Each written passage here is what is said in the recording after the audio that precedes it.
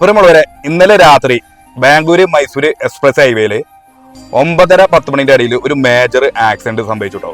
നമ്മൾ നാട്ടിൽ നിന്ന് ഫാമിലി ആയിട്ട് വരുമ്പോഴാണ് ഈ ഒരു ആക്സിഡന്റ് നടക്കുന്നത്.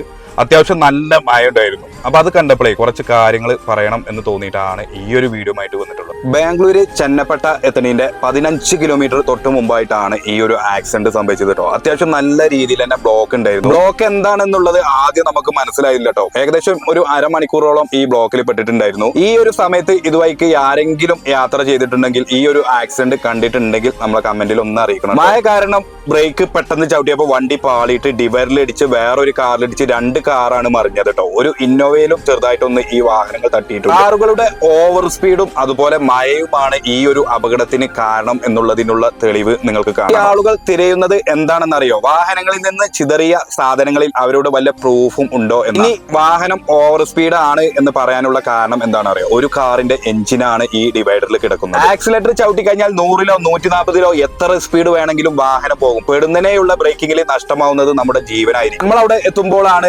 ആക്സിഡന്റ് പറ്റിയവരെ പിക്കപ്പ് പോലത്തെ ഒരു വാഹനത്തിൽ കയറ്റിക്കൊണ്ട് പോകും. 3 ആളുടെ ജീവൻ അപകടം നടന്ന സ്ഥലത്ത് വെച്ച് തന്നെ നഷ്ടപ്പെട്ടു എന്നാണ് അറിയാൻ കഴിഞ്ഞത്. 2 ആഴ്ച മുമ്പാണ് കണ്ണൂർ സ്വദേശികളുടെ വാഹനം വെള്ളത്തിൽ കെട്ടിൽ ചാടിയിട്ട് ചെന്നപ്പട്ട വെച്ച് അപകടം സംഭവിച്ച് ഒരു കുട്ടി മരണപ്പെട്ടു. അതുകൊണ്ട് ഇതുവഴി യാത്ര ചെയ്യുന്ന എന്റെ സഹോദരന്മാരോട് പറയാനുള്ളത്, മഴയാണെങ്കിലും അല്ലെങ്കിലും നിങ്ങളുടെ കയ്യിൽ വണ്ടി ഒതുങ്ങുന്ന സ്പീഡിൽ വാഹനം ഒരു പരിധി വരെ നമുക്ക് അപകടങ്ങൾ ഒഴിവാക്കാൻ സാധിക്കും. ഇതുപോലത്തെ അപകടങ്ങളിൽ ആരും പെടാതിരിക്കട്ടെ എന്ന് നമുക്ക് പ്രാർത്ഥിക്കാം. നല്ലൊരു വീഡിയോ ആയിട്ട് നമുക്ക് വീണ്ടും കാണാം. അതുവരേക്കും ബൈ.